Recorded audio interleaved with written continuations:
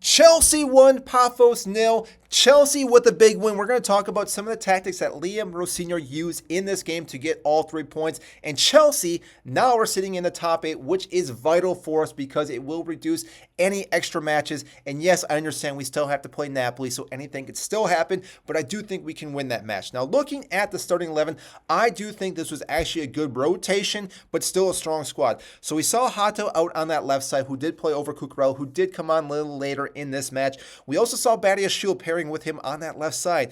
Fofana on the right with Malagusto, which then meant that Reece James did move into that midfield alongside Caicedo.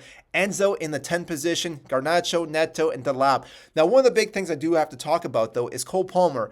Cole Palmer wasn't even on the bench today or yesterday in this match, and that is quite concerning because he may have a long-term lingering issue, and who knows what he's dealing with right now. So again, the fact that he wasn't even on the bench in this game is quite concerning. Now, obviously, we do play Crystal Palace moving into the weekend, so hopefully he's fully fit for that match, but who knows what's going on with that player. Now, some of the things I did notice in this match that we did see our team do here was how we transitioned with our backline. A lot of times what was happening here is that both these players were pushing up quite a bit, and what we were seeing here almost was like a 2-2-4, I will say, or even a 3-2-1. And again, it was one of those interesting things because what we were doing here for the most part is we were allowing our teams to do something along the lines like this, where again, we had this capability inside the middle of the pitch where we could dominate with Hato kind of pushing up. Even Malagusto was pushing up into that area as well and attacking.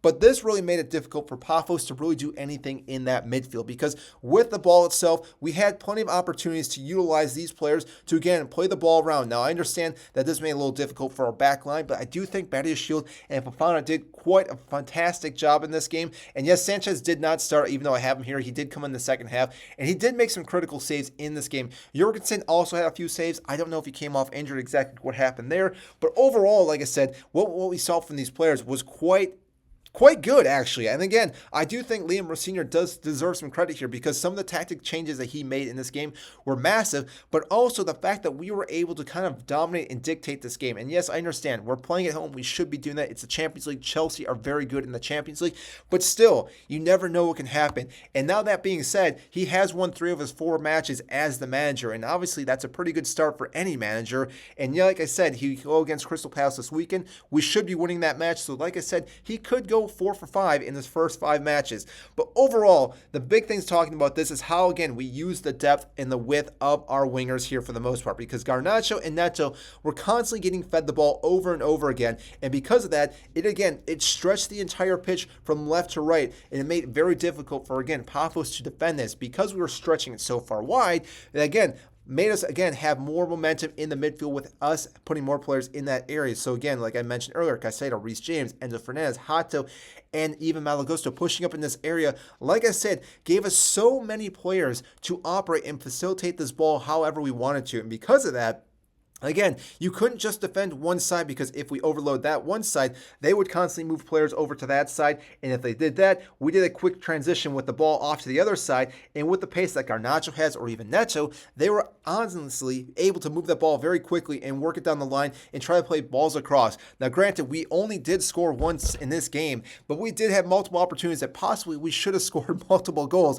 That being said, though, the goal did come off a corner kick, which, again, I think we had, 8 or 9 corner kicks. And eventually it did come to us where we did score off this Caicedo with a nice header. But overall, we didn't just have to rely on corner kicks to be very lethal during this match. Because like I said, with our wingers, even with Liam Delap, he had a few chances. These opportunities that came through this match, again, were really very, very good opportunities. Just like I said, we couldn't find the back net. And I can't remember the goalkeeper's name, but he had some phenomenal saves in this game. I think in other matches, we would have scored 2 or 3 goals because Caicedo had another chance that was saved off the line. I think Garnacho had a very good opportunity that was blocked by a defender. So all these opportunities, again, we're seeing how Chelsea are developing and playing better with Liam Rossignol and his tactics. So overall, I do think this was a better match compared to our Brentford match. And again, we kept another clean sheet, which is a big talking point for the manager, for the team, and for the defense because this, again, helps build momentum and confidence with this team.